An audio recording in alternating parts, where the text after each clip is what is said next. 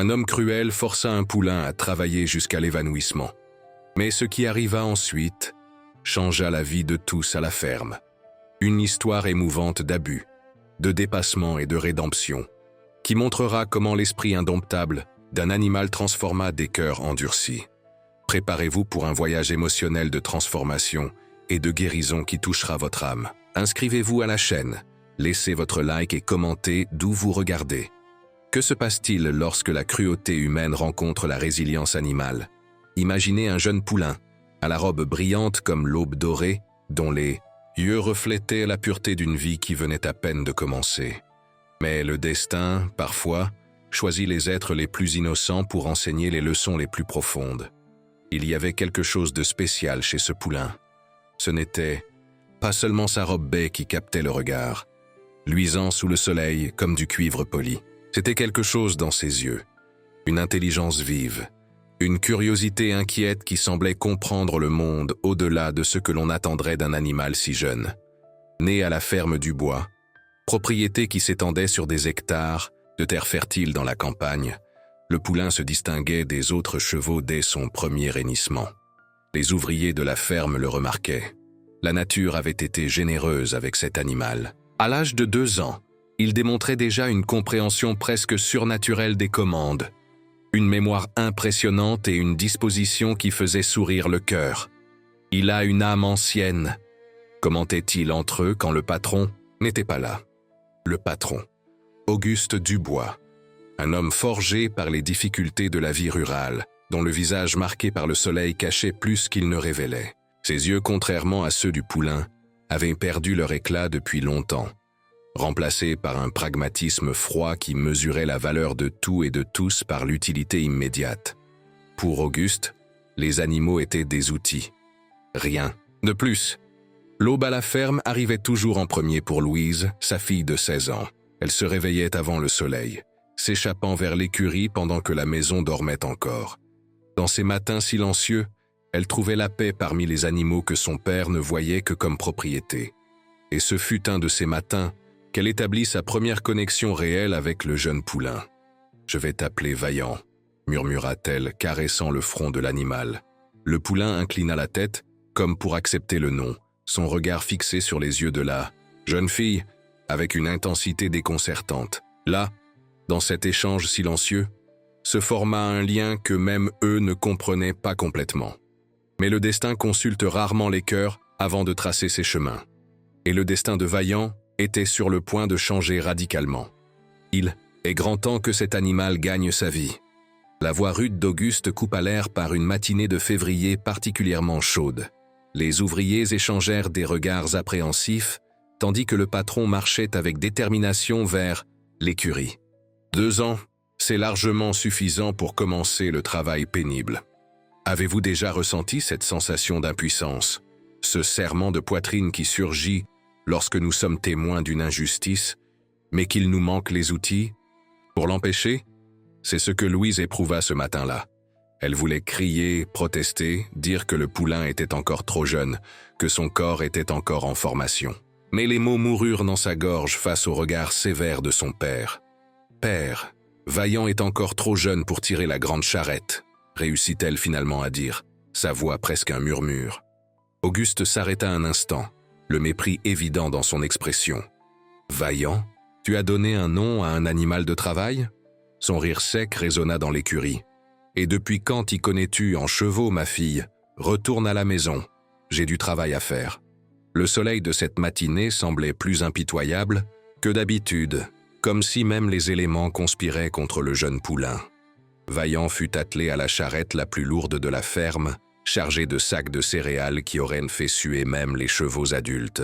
Son corps svelte trembla légèrement lorsque le poids de la charrette tendit les harnais. « Allez, animal paresseux !» Le fouet fendit l'air, laissant une marque rouge sur la robe brillante.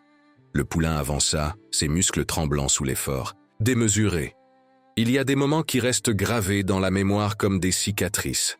Pour les ouvriers de la ferme du Bois, ce jour-là deviendrait un de ces moments. Ils assistèrent, silencieusement impuissants, tandis qu'Auguste menait le jeune poulain pendant des heures ininterrompues sous le soleil brûlant. Leur propre corps, endurci par des années de travail acharné, souffrait rien qu'à en être témoin. Et Louise, la jeune fille, observait à distance, cachée derrière le grand chêne qui marquait la limite entre la maison principale et les champs. Ses larmes silencieuses étaient la seule rébellion qu'elle osait manifester. Le temps a une manière particulière de s'étirer lorsque nous sommes témoins de la souffrance. Chaque minute semblait une éternité pour ceux qui observaient, Vaillant faire le tour du champ à plusieurs reprises, tirant une charge disproportionnée pour son jeune corps. Son pas, initialement ferme et confiant, devint progressivement hésitant. Sa respiration, auparavant contrôlée, se transforma en halètement désespéré. Ce fut au milieu de l'après-midi, lorsque le soleil penchait dangereusement bas à l'horizon, que cela arriva. Un pas incertain, une chute momentanée, et puis, comme un arbre majestueux cédant finalement à la hache, Vaillant s'effondra au milieu du champ, la poussière s'élevant autour de lui comme un linceul prématuré. « Lève-toi » cria Auguste, le fouet fendant l'air à nouveau. Mais cette fois, il n'y eut pas de réponse. Le jeune poulain resta immobile, son flanc montant et descendant rapidement, ses yeux autrefois brillants maintenant mi-clos par l'épuisement. « Têtu, inutile, tu vas apprendre la dure leçon. » Avec ces mots, Auguste détacha l'animal de la charrette et retourna vers la maison principale, laissant Vaillant étendu dans le champ sous le soleil implacable. Vous êtes-vous déjà demandé combien une âme peut supporter avant de se briser?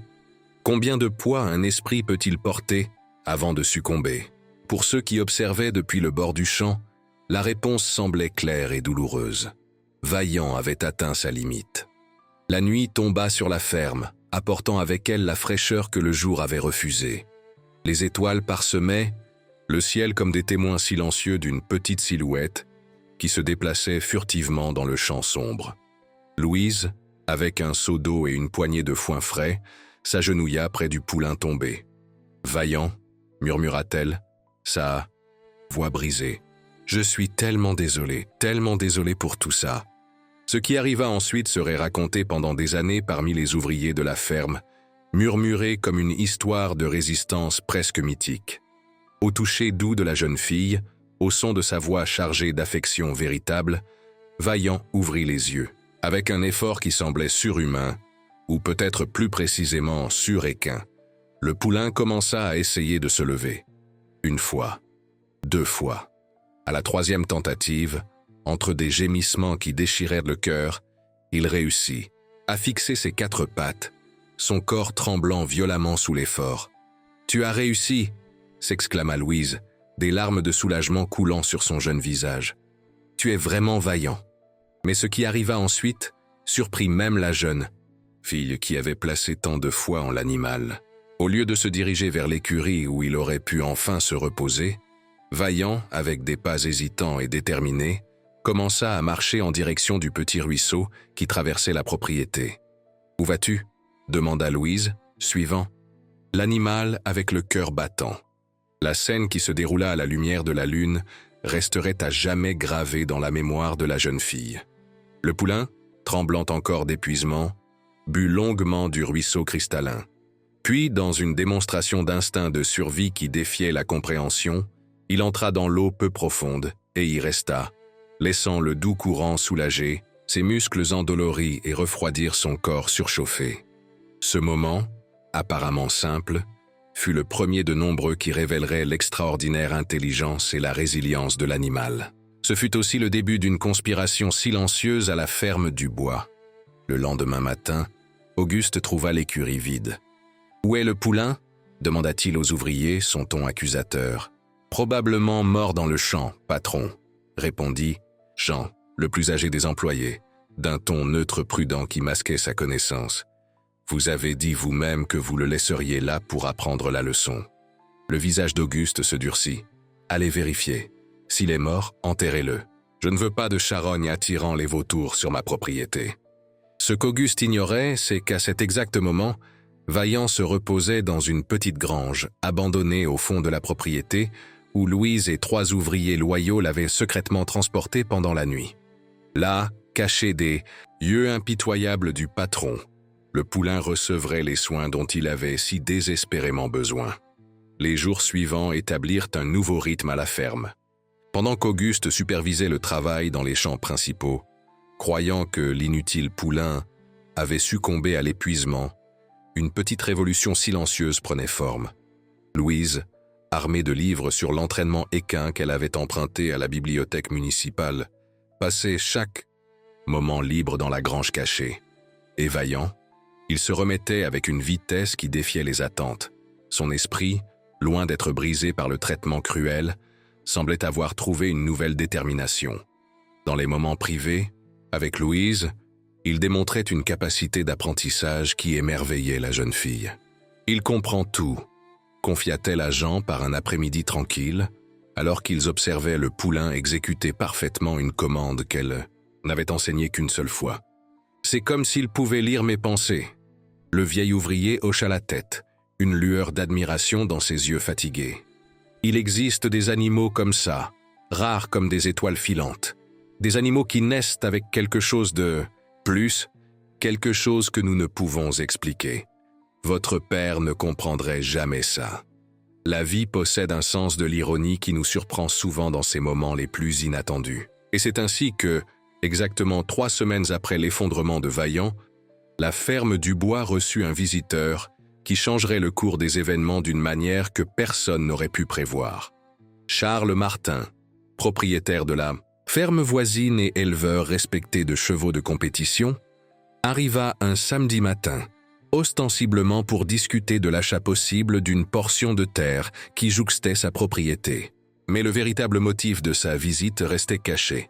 « J'ai entendu des rumeurs intéressantes, Dubois », commenta-t-il négligemment tandis qu'il marchait sur la propriété. « À propos d'un poulain exceptionnellement intelligent que vous possédez. » Le visage d'Auguste se durcit momentanément, avant de se transformer en une masque d'indifférence calculée. « Vous devez vous référer à l'animal têtu qui est mort il y a quelques semaines. Il ne valait pas le foin qu'il mangeait. » Charles, un homme dont les yeux expérimentés avaient évalué des centaines de chevaux au fil des décennies, se contenta de sourire légèrement. « Ah bon? Quel dommage. J'aurais été intéressé de le voir s'il était encore en vie. » Le destin, comme nous l'avons mentionné auparavant, consulte rarement les cœurs avant de tracer ses chemins. Et c'est ainsi que, pendant que les deux hommes discutaient des limites de terre et des valeurs par hectare, un petit accident survint qui changerait tout. Une des juments d'Auguste, effrayée par un mouvement brusque d'un des ouvriers, rompit la clôture de son enclos et s'élança vers le fond de la propriété, précisément en direction de la grange abandonnée où Vaillant se remettait. « Maudit soit !» s'exclama Auguste, courant déjà après l'animal. Charles, par réflexe professionnel de quelqu'un qui travaille avec des chevaux toute sa vie, le suivit. C'est ainsi que, sans planification ni préparation, Charles Martin se trouva face à Vaillant.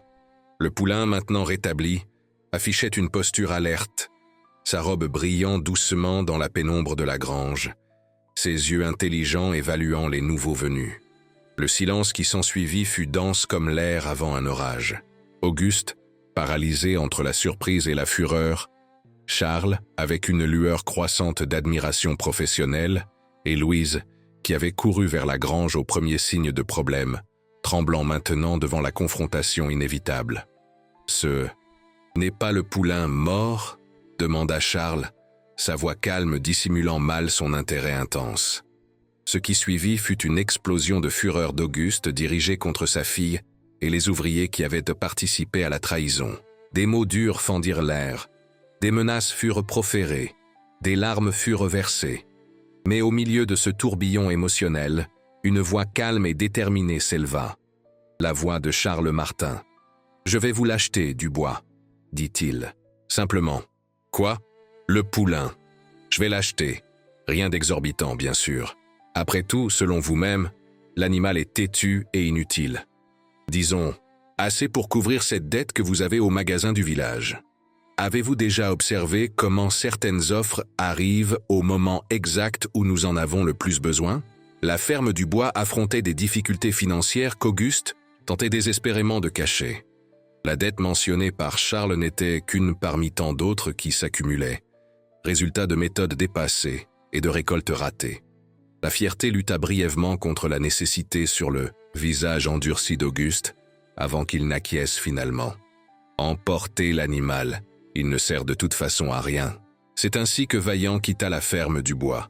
Non pas comme prévu, un corps inerte emporté pour être enterré, mais marchant avec une dignité nouvellement découverte, suivant Charles Martin vers un futur incertain, mais définitivement différent. Ce que personne n'aurait pu prévoir, c'était à quel point ce futur serait différent, non seulement pour le poulain, mais pour tous les participants de cette histoire. À la ferme Martin, Vaillant trouva un monde complètement nouveau.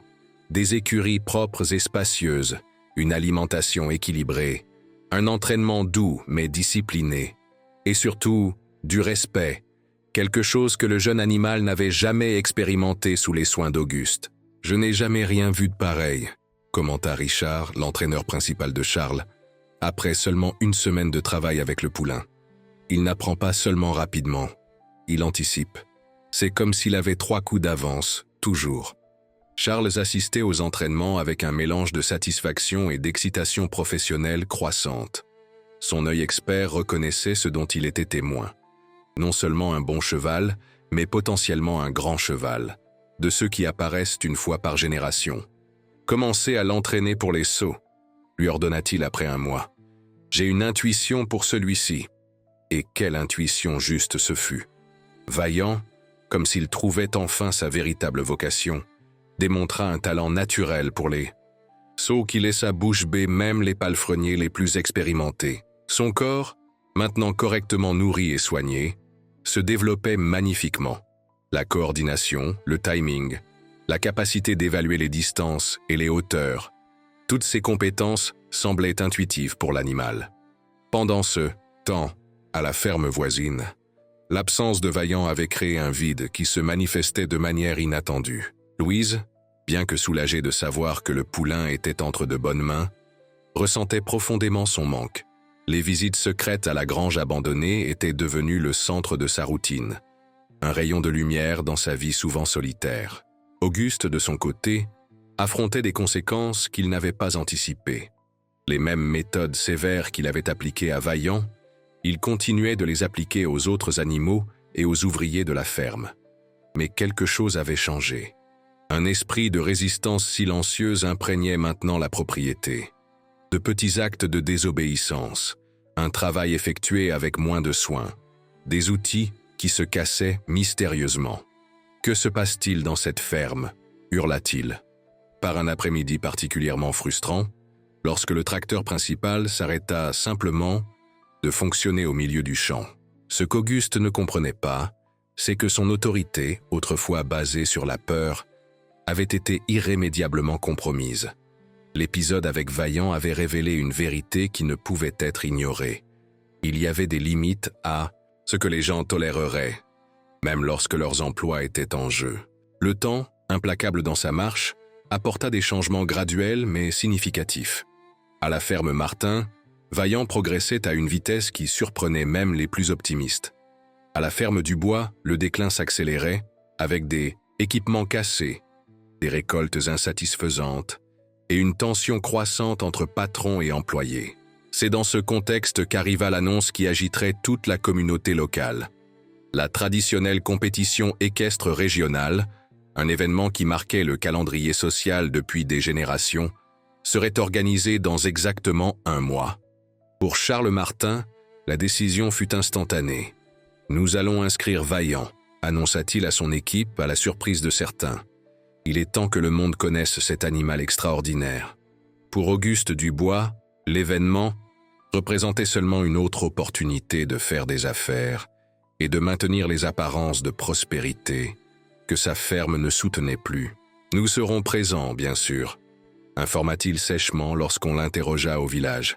« Les traditions doivent être maintenues. » Et Louise, dans les jours qui précédèrent l'événement, quelque chose changea chez la jeune fille.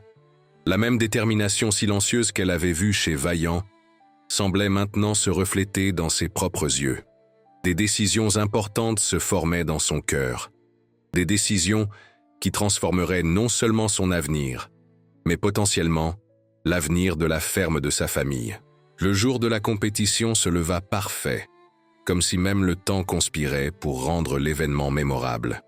Le ciel, d'un bleu impossible, servait de toile de fond aux drapeaux colorés qui décoraient le vaste champ où les épreuves seraient organisées. Des familles de toute la région arrivaient en voitures et camions, apportant des paniers de pique-nique, des vêtements du dimanche et l'excitation d'une journée dédiée à la célébration des traditions rurales. La ferme Martin arriva en 1900 grand style, ses chevaux impeccablement préparés, ses palefreniers vêtus d'uniformes qui reflétaient le professionnalisme de l'opération, parmi eux se distinguant non par l'ostentation, mais par une présence presque magnétique, se trouvait Vaillant. « C'est le même animal ?» murmuraient certains des ouvriers de la ferme du bois qui étaient arrivés plus tôt pour aider à l'organisation. La transformation était, en effet, remarquable. Le poulain autrefois maltraité affichait maintenant une musculature parfaite, une posture confiante et cette lueur dans les yeux qui semblait communiquer une intelligence qui transcendait les attentes. La première épreuve de la compétition était traditionnellement celle des sauts, considérée par beaucoup comme la plus excitante. Les participants furent annoncés un par un, chaque entrée reçue par des applaudissements polis de la foule qui s'agglutinait déjà dans les tribunes improvisées. « Et maintenant, » annonça le speaker avec un enthousiasme évident, « de la ferme Martin, un débutant en compétition, monté par Richard Bernard, Vaillant. » Le silence qui s'ensuivit, bref et dense, fut le premier indice que quelque chose d'extraordinaire était sur le point de se produire. Ceux qui connaissaient l'histoire du poulain, et dans la petite communauté rurale ils étaient nombreux, retinrent leur souffle collectivement. Auguste Dubois, qui conversait distraitement avec un fournisseur d'équipement, se tourna brusquement en entendant le nom. Son visage se durcit, un mélange complexe d'émotions traversant rapidement ses yeux normalement impénétrables. Et puis Vaillant entra dans l'arène. Il n'y entra pas seulement. Il domina l'espace avec une présence qui capta instantanément l'attention de tous les présents. Sa robe brillait sous le soleil, chaque muscle visible sous la peau fine, chaque pas mesuré avec une précision féline. Le parcours d'obstacles avait été monté pour défier même les chevaux les plus expérimentés. Barrières alternées, avec des passages étroits, sauts combinés qui exigeaient une précision millimétrique, tout était conçu pour tester les limites des compétiteurs. Pour les spectateurs, ce qui suivit parut presque surnaturel. Vaillant ne compléta pas seulement le parcours. Il le fit avec une grâce et une précision rarement vues, même en compétition nationale. Chaque saut était parfait, chaque courbe exécutée avec une économie de mouvement qui parlait d'une compréhension profonde de ce qui était demandé. « Mon Dieu !» murmura Charles à son assistant, tandis qu'il observait depuis le bord de l'arène. « Je savais qu'il était bon, mais ça… » Lorsque Vaillant compléta le parcours, le chronomètre affichait un temps qui battait tous les records précédents de la compétition régionale. Le silence momentané qui suivit fut rapidement remplacé par une vague d'applaudissements spontanés qui grandit jusqu'à se transformer en une véritable ovation. Au milieu de la foule, Louise Dubois pleurait silencieusement, des larmes de joie et de fierté coulant librement sur son jeune visage. Et non loin d'elle, Auguste Dubois restait immobile, son visage une masque illisible tandis qu'il observait l'animal qu'il avait écarté comme inutile être acclamé comme un champion. Les épreuves suivantes ne firent que confirmer ce que le parcours de saut avait suggéré. Vaillant était extraordinaire à tous égards. Sa résistance, sa vitesse, son obéissance aux commandes, tout indiquait un animal exceptionnel qui avait éclos sous des soins appropriés. Le moment décisif, cependant, ne fut pas pendant les compétitions, mais pendant la cérémonie de remise des prix qui suivit. Le speaker, visiblement ému, partagea brièvement l'histoire du poulain, son origine, le traitement qu'il avait subi et sa remarquable récupération et son triomphe. L'histoire, racontée avec respect mais sans omettre les détails douloureux, fit taire la foule. Ce fut à ce moment-là que Louise Dubois fit quelque chose qui surprit tout le monde, y compris elle-même. Marchant jusqu'au centre de l'arène, directement devant son père et toute la communauté réunie, elle parla. « Vaillant n'est pas juste un nom », dit-elle, sa voix initialement tremblante gagnant en force à mesure qu'elle poursuivait. « C'est qui il est, c'est qui nous pouvons tous être lorsque nous refusons de laisser la cruauté définir nos limites. Ses yeux rencontrèrent ceux de son père, sans colère, mais avec une détermination sereine qui était nouvelle. « Nous ne pouvons pas continuer ainsi, père. Non seulement pour le bien des animaux, mais pour notre propre bien. Il existe de meilleures façons, des façons qui honorent autant le travail que les vies qui le réalisent. » Le silence qui suivit fut aussi fragile que de la glace fine. Auguste Dubois, un homme qui était rarement défié et jamais publiquement, resta immobile pendant un moment qui sembla s'étendre indéfiniment. Puis, sans un mot, il se détourna et s'éloigna de l'arène, ses pas lourds laissant des marques profondes dans la terre meuble. Les semaines qui suivirent furent une période de turbulence et de transformation à la ferme Dubois. Auguste, initialement retranché dans sa fureur et son humiliation, s'éloigna de plus en plus, passant de longues périodes, seul dans son bureau. Mais le monde continuait de tourner. La nouvelle de l'extraordinaire poulain qui avait triomphé contre toute attente se répandit rapidement au-delà des limites de la communauté locale. Des journaux régionaux publièrent l'histoire. Des éleveurs d'autres régions commencèrent à visiter la ferme Martin, impatients de voir par eux-mêmes l'animal phénoménal et vaillant. Il continua son ascension fulgurante dans le monde des compétitions équestres, chaque victoire ajoutant un nouveau chapitre à son histoire déjà remarquable. Ce fut environ 3 mois après la compétition que l'inattendu arriva. Une lettre arriva à la ferme Martin, l'enveloppe portant le cachet officiel de la ferme Dubois. À l'intérieur, une invitation formelle.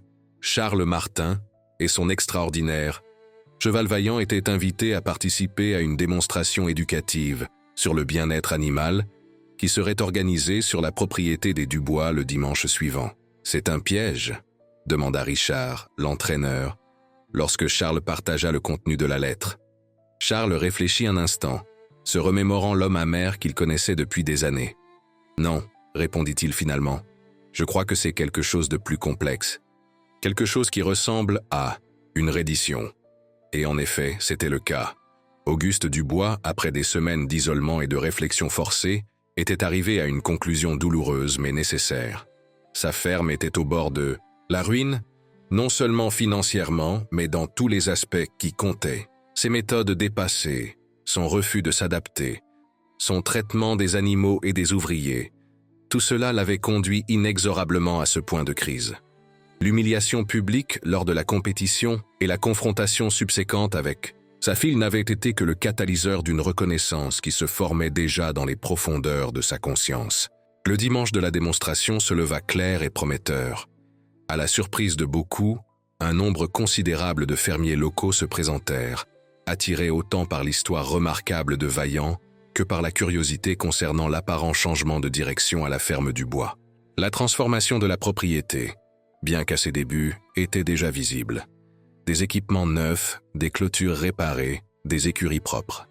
Mais le changement le plus significatif était chez Auguste lui-même.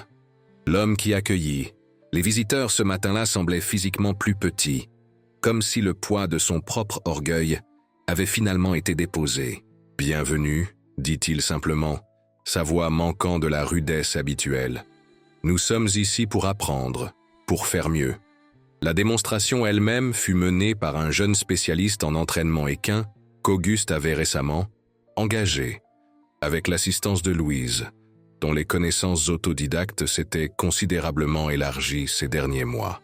Des méthodes modernes et humanitaires furent expliquées et démontrées. Des questions furent posées, des conceptions dépassées, doucement corrigées.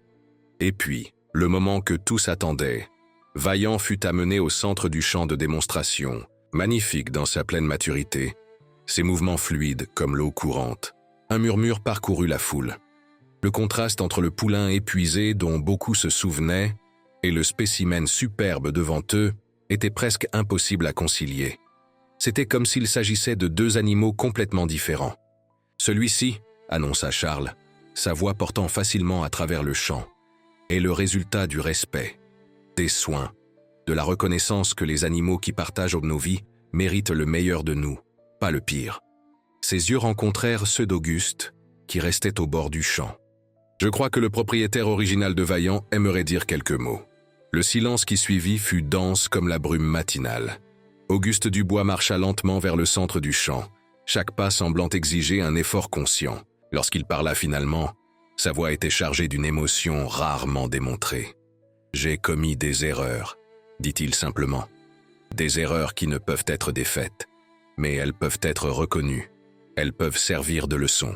Il se tourna pour faire face à Vaillant, qui l'observait avec ses yeux intensément intelligents. « Ce que nous avons fait, ce que j'ai fait, à cet animal est impardonnable.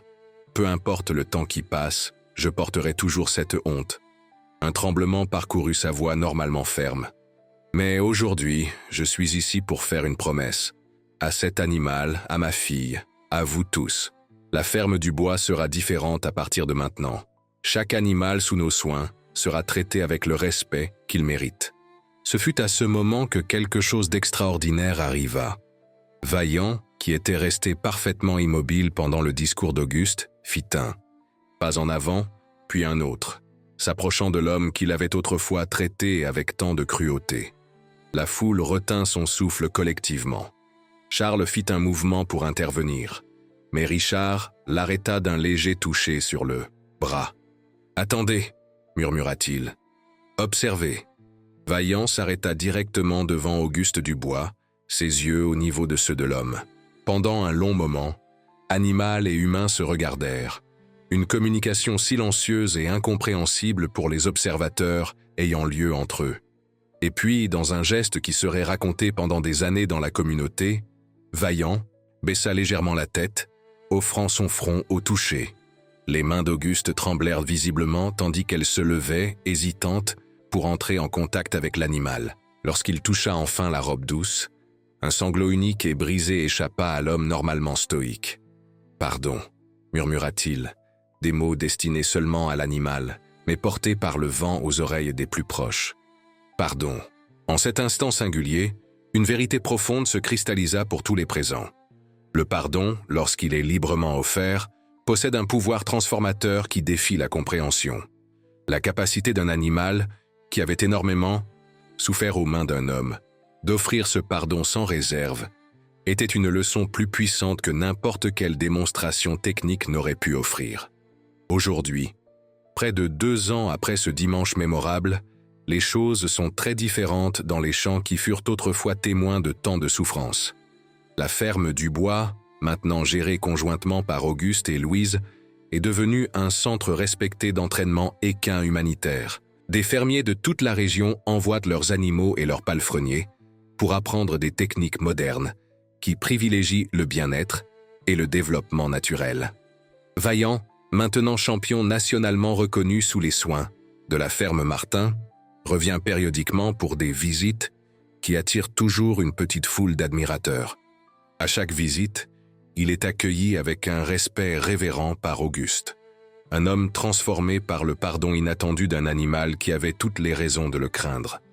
Et dans les matins dorés, lorsque le soleil se lève encore sur les champs qui s'étendent jusqu'à l'horizon, les visiteurs occasionnels peuvent être témoins d'une scène qui capture l'essence de cette histoire extraordinaire. Un jeune poulain, descendant direct de Vaillant, galopant librement dans les pâturages de la ferme du bois, sa robe brillant comme du cuivre poli sous la lumière matinale, ses yeux reflétant la même intelligence extraordinaire de son géniteur. Le monde nous offre rarement de secondes chances claires et définies, mais lorsqu'il le fait, lorsque nous avons le courage de reconnaître nos erreurs et l'humilité d'accepter les leçons qu'elles offrent, le miracle de la rédemption devient possible. C'est le véritable héritage de Vaillant. Non seulement les descendants qui portent ces gènes exceptionnels, mais la transformation profonde que son esprit indomptable a déclenchée chez tous ceux qui ont croisé son chemin. Un rappel vivant que la cruauté peut être surmontée, que le pardon peut guérir des blessures apparemment incurables, et que parfois, ce sont les êtres les plus improbables qui nous enseignent les leçons les plus essentielles sur ce que signifie être véritablement humain. Et lorsque le vent souffle dans les champs de la ferme du bois, portant avec lui le son lointain de sabots galopant librement, ceux qui connaissent l'histoire jurent qu'ils peuvent entendre dans le rythme de ces battements l'écho d'une vérité simple mais profonde. La vaillance n'est pas seulement un nom ou une caractéristique, c'est un choix que nous faisons à chaque nouvelle aube. La promesse que nous pouvons être plus que nos pires moments, plus fort que nos plus grandes faiblesses, plus compatissant que nos réflexes les plus primitifs.